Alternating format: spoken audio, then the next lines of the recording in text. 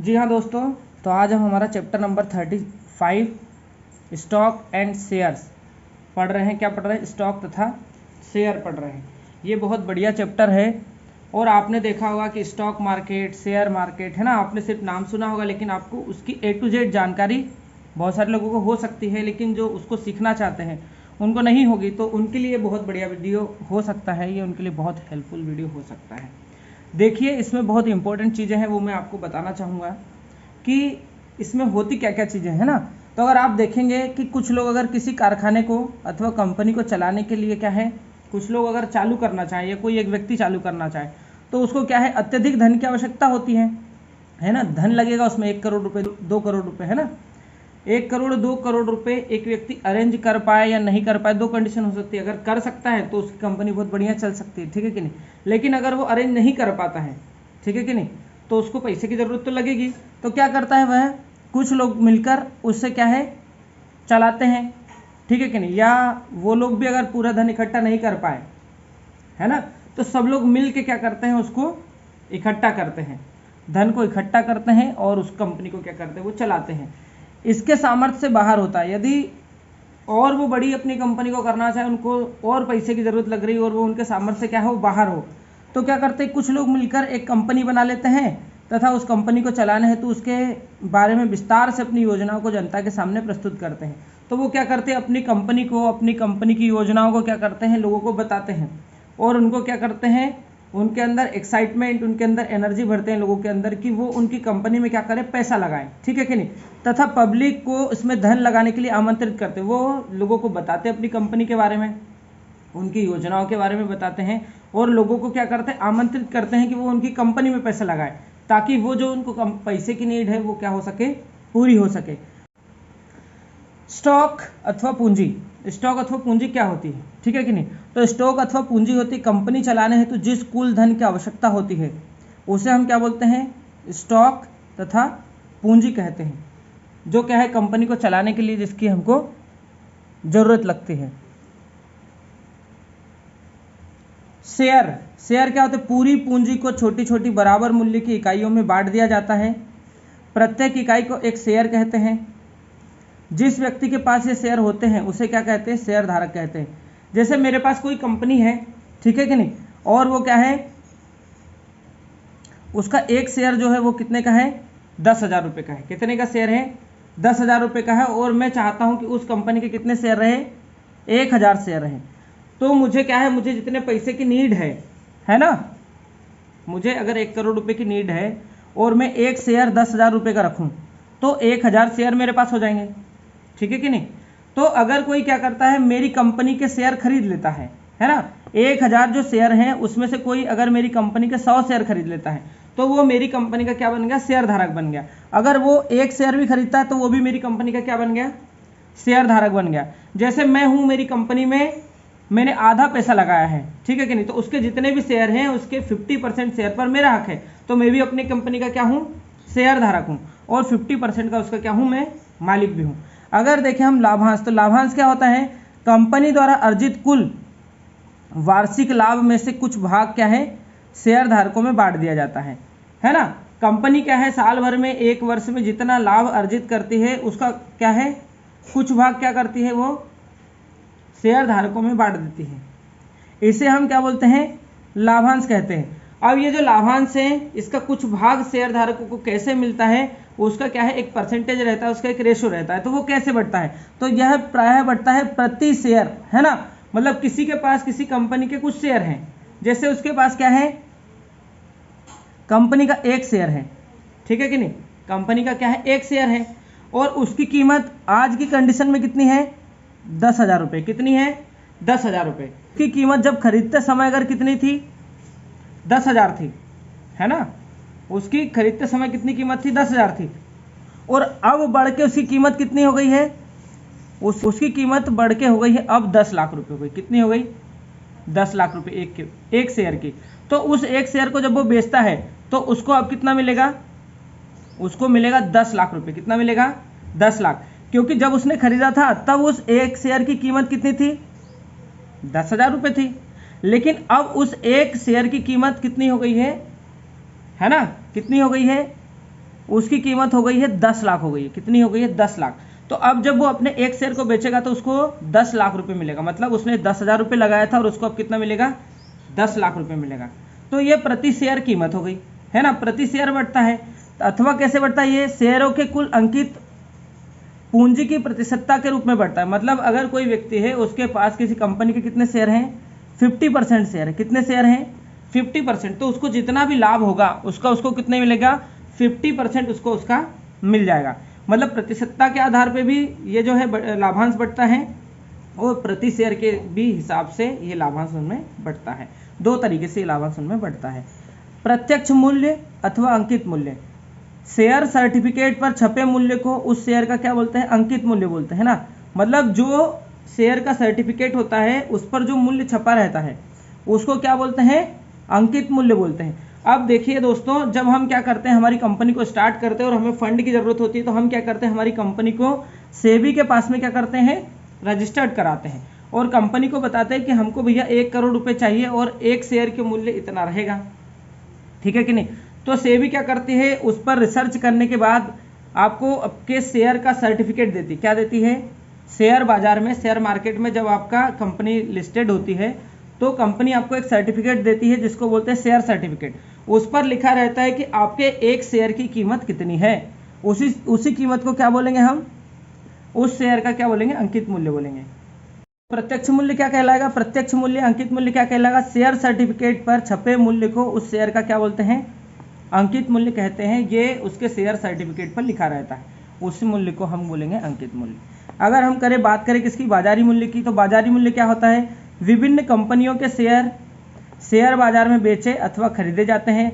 जिस मूल्य पर कोई शेयर खरीदा अथवा बेचा जाता है उसे इस शेयर का बाजारी मूल्य कहते हैं। अब देखिए आप दोस्तों, क्या करते हैं, हम अपनी कंपनी के शेयर को क्या करते हैं? शेयर बाजार में बेचते हैं, शेयर मार्केट में उसको क्या करते हैं? बेचते हैं या परचेस करते हैं। तो अगर हमने हमारे शेयर को बेचा, है ना, तो वो भी उसका जिस मूल्य पर हमने उसको बेचा वो भी उसका बाजारी मूल्य कहलाएगा। अगर हम किसी शेयर को खरीदते हैं और खरीदते समय हमें जितना पैसा देना पड़ता है, ठीक है कि नहीं, उसको भी हम उसका क्या बोलते हैं? बाजारी मूल्य बोलते हैं। जैसे हमने एक शेयर खरीदा, ठीक है कि नहीं, और हमने उसको खरीदा कितने? 100 रुपये में खरीदा।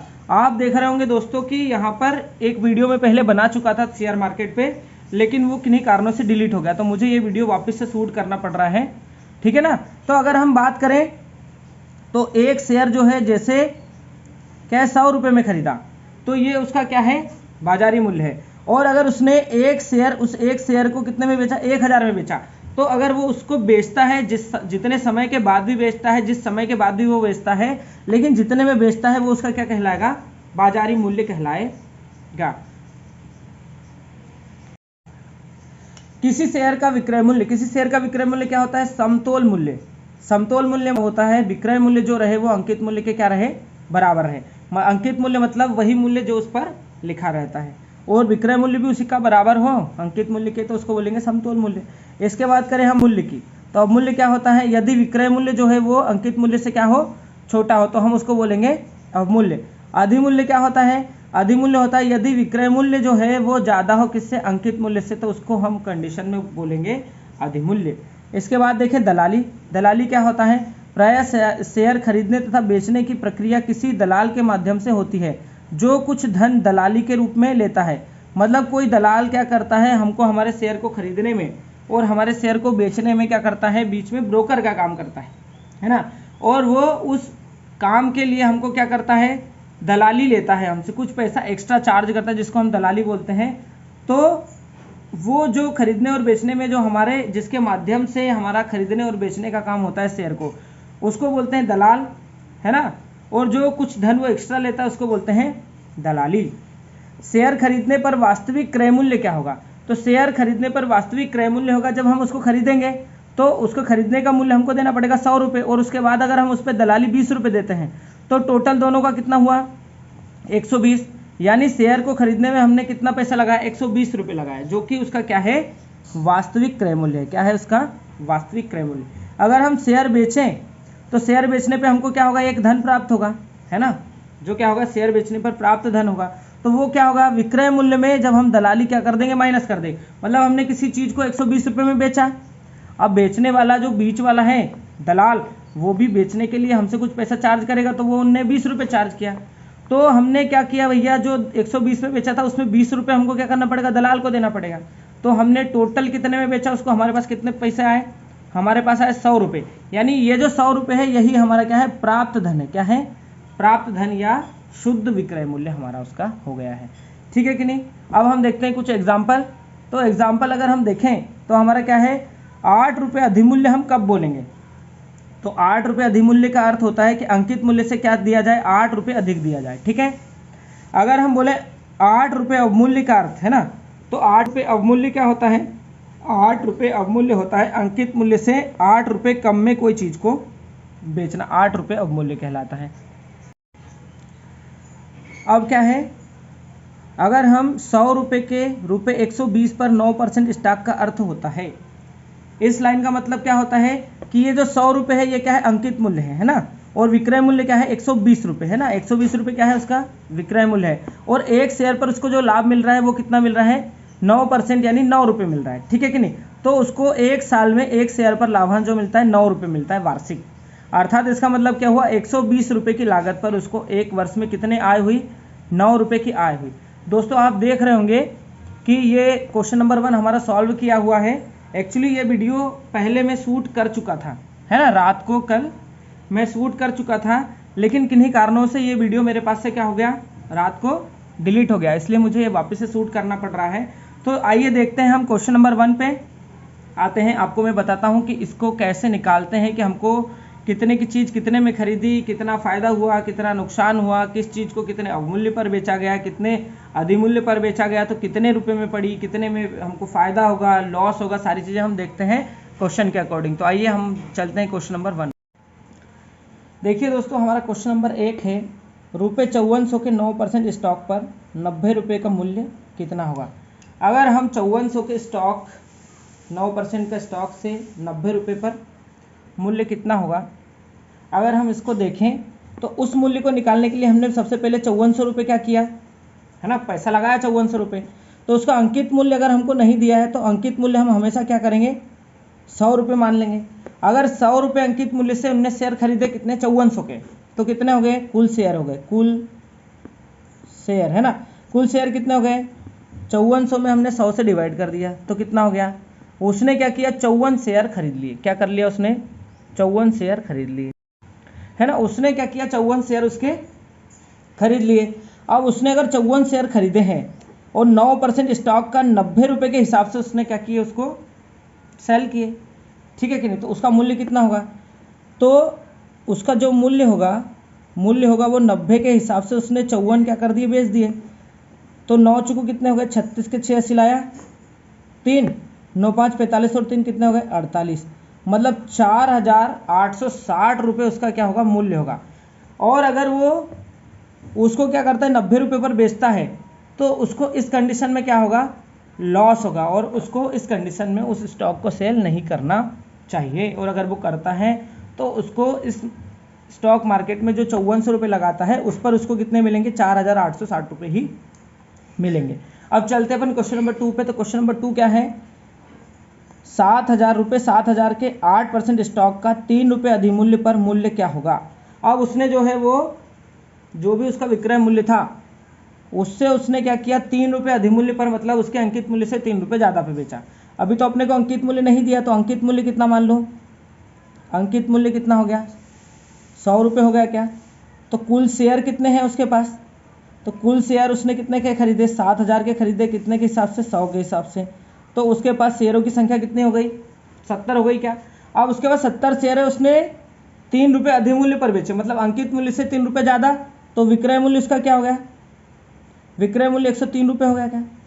तो 103 के हिसाब से बेचे, तो कुल मूल्य जो उसका निकला कितना निकला, कुल मूल्य हो गया 103 रुपये के हिसाब से उसने कितने शेयर बेचे, 70 शेयर बेच दिए। तो क्या हो गया, एक शून्य लगा दी, 7 21 के 1 हसीलाया 2, 7 शून्य शून्य और 2 ही हो गए, 7 एकम 7, मतलब उसने 7210 रुपये के वो शेयर को क्या कर दिया, सेल कर दिया। अगर वो 3 रुपये अधिमूल्य पर बेचता है तो उसको 7000 पर क्या होगा, 7210 के वो बिकेंगे, तो उसको 210 रुपये का क्या हो जाएगा, प्रॉफिट हो जाएगा। ठीक है। आशा करता हूँ आपको समझ में आ रहा होगा। अब चलते क्वेश्चन नंबर 3 पर। देखिए, रुपये 4,500 के 6% स्टॉक का मूल्य कितना है? 10 रुपये अवमूल्य है। अब उसने क्या किया, 10 रुपये अवमूल्य पर बेचा है, तो अपने को क्या बताना है? उसका मूल्य बताना है, ठीक है कि नहीं। तो उसका मूल्य अंकित मूल्य नहीं दिया, तो अंकित मूल्य कितना हो जाएगा? अंकित मूल्य कितना हो गया? 100 रुपये। कुल शेयर कितने हो गए उसके पास? कुल शेयरों की संख्या देखी जाए तो उसने 4500 के शेयर खरीदे 100 रुपये के हिसाब से, तो कितने हो गए उसके पास? 45 शेयर होंगे उसके पास, ठीक है कि नहीं। कितने शेयर होंगे? 45। अब वो क्या करता है, 45 शेयर को बेचता है 10 रुपये अवमूल्य पे। तो 10 रुपये अवमूल्य का मतलब विक्रय मूल्य उसका क्या हो गया? 10 रुपये कम हो गया अंकित मूल्य से। तो अंकित मूल्य 100 था, तो विक्रय मूल्य कितना आ गया? 90 रुपये। तो कुल उसका मूल्य कितना होगा? कुल मूल्य होगा 45 शेयर उसने कितने के हिसाब से बेचे? 90 के हिसाब से, ठीक है। तो 1 शून्य आ गई, 9 5 45 के 5 सिलाए कितने के? 4, 9 चुको 36 और 4 कितने हो गए? 40। मतलब 4050 रुपये के उसने वो शेयर क्या कर दिए? सेल कर दिए। तो उसका इतना क्या हो गया? मूल्य हो गया, और उसने इतने पैसे लगाए थे, मतलब इस कंडीशन में उसको क्या हो गया? नुकसान हो गया, है ना। यहाँ पर भी इसको क्या होता है? लॉस होता है। चलिए एक और क्वेश्चन देखते हैं, आपको आशा करता हूँ सारी चीज़ समझ में आ रही होगी। जी हाँ दोस्तों, क्वेश्चन नंबर 4 क्या है? रुपये 5,000 का 8% स्टॉक 120 रुपये पर खरीदने हैं तो कितने धन की आवश्यकता होगी, जबकि दलाली क्या है? 2% है ना। मतलब उसके पास 5,000 रुपये का उसको स्टॉक खरीदना है, वो 120 रुपये के हिसाब से खरीदता है, ठीक है कि नहीं। तो उसको कितने धन की आवश्यकता होगी, और जबकि उसमें दलाली उसको क्या देना है? 2% दलाली भी देना है, ठीक है। तो अपन देखते हैं, सबसे पहले अंकित मूल्य दिया है क्या? नहीं है, तो इसका हो गया अंकित मूल्य। अंकित मूल्य कितना हो गया? अंकित मूल्य हो गया भैया 100 रुपये। तो उसके कितने हो गए? शेयर कितने आ जाएंगे उसके? 5,000 के कितने आते हैं उसके पास? 100 के हिसाब से 50 शेयर हो जाते, ठीक है कि नहीं। कितने हो जाते? 50 शेयर हो जाते, ठीक है। मतलब 50 शेयर उसके हो गए, लेकिन उसने 120 रुपये के हिसाब से खरीदे और दलाली भी 2% दी, ठीक है कि नहीं। तो उसने किस हिसाब से खरीदे, ठीक है कि नहीं। तो उसके खरीदने का जो मूल्य है, अपने क्रय मूल्य निकालना पड़ेगा अपने को। तो उसका क्रय मूल्य कितना हो गया? क्रय मूल्य, एक शेयर की बात चल रही है, 120 रुपये तो उसने 100 रुपये की चीज़ पे दिए, उस पर 120 तो उसने 2% और एक्स्ट्रा भी दिए, है ना, दलाली। तो 2% दलाली दी, तो ये कट गया, 2 से 2 एकम 2, 2 पंजे 10, 5 से दिया तो 5 दूनी 10 और 4 पंजे 20, ठीक है। तो कितना दिया? 120 तो अपना ये है, इसमें 2.4 और एक्स्ट्रा दिया उसने दलाली, तो कितना हो गया? 122.4। मतलब एक शेयर की कीमत उसको कितनी पड़ी? 122.4 पड़ी, ठीक है कि नहीं। अब उसने क्या किया? ये 50 शेयर खरीदे, तो कुल धन जिसकी उसको आवश्यकता पड़ेगी, तो 50 शेयर खरीदने के लिए उसको एक शेयर के लिए 122.4 रुपये की ज़रूरत लगेगी। कर लो तो क्या हो जाएगा? सबसे पहले तो आ गई 0, ठीक है। 5 से दिया, 5 को 20 की 0 हसिलाया 2, 4 5 दूनी 10 और 2 12 के 2 हसिलाया वापस से 1, 5 2 10 11 11 1 हसिला गया वापस से 1, 5 एकम 5 और 1 6, एक अंक के बाद दशमलव। मतलब कुल उसको 6,120 रुपये लगेंगे। कितने लगेंगे? 6,120। 50 शेयर पे उसको कितना पैसा लगेगा? टोटल पैसा लगेगा 6,120 रुपये। आशा करता हूँ आपको समझ में आया होगा। अब हम करेंगे हमारा चैप्टर करेंगे 37। कौन सा करेंगे? 37, जो कि है क्या? महाजनी बट्टा।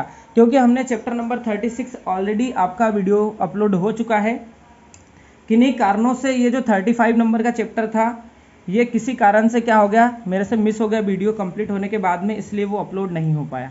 क्षमा चाहूँगा। और मैं, अगर आपको लगे कि इसके जो बेसिक जो है वो मैंने पुराने पेज पर आपको बता दिया है, क्योंकि मुझे ऐसा लगा कि वहाँ पर अगर मैं आपको बताऊँगा तो आपको ज़्यादा चीज़ें और अच्छे से मैं बता पाऊँगा। अगर मैं न्यू पेज लेता हूँ तो हो सकता है कि कुछ चीज़ें मैं बताने से छूट जाए। तो मैं ज़्यादा से ज़्यादा इन्फॉर्मेशन आपको देना चाह रहा था, इसलिए मैंने उसी पेज पे आपको बताया है। लेकिन फिर भी आपको लगे कि सर अगर ये आपको ठीक से नहीं समझ में आया, या समझने में दिक्कत आई है, या प्रॉब्लम आ रही है इस पेज पे, तो मैं आपको न्यू वीडियो इसका बना के दे दूंगा। आप इसका बढ़िया से कमेंट कर देना कि आपको इसका न्यू वीडियो और चाहिए है, तो मैं ऐसा वीडियो आपको बना के दे दूंगा। उसके लिए आपको सारी चीज़ें समझ में आई होगी। और मुझे लगता है कि इस पेज पर समझाने के कारण, या इस पेज पर वीडियो बनने के कारण आपको बहुत अच्छा समझ में आया होगा और सारी चीज़ें क्लियर भी हो गई होंगी। ठीक है, अब हम कल पढ़ेंगे हमारा चैप्टर नंबर 37। ठीक है, तब तक के लिए नमस्कार।